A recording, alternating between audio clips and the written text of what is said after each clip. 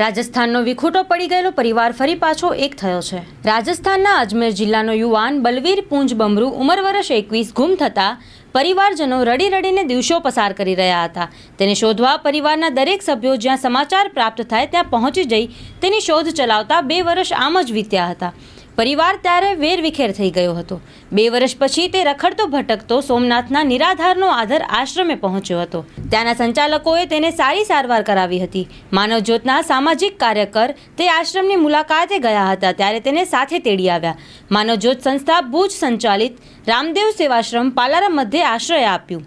રાજસ્થાન પોલીસની મદદ લઈ તેનું ઘર શોધવામાં સફળતા મળી। તેના માતા પિતા અને ભાઈ ત્રણે ભુજ આવી પહોંચ્યા।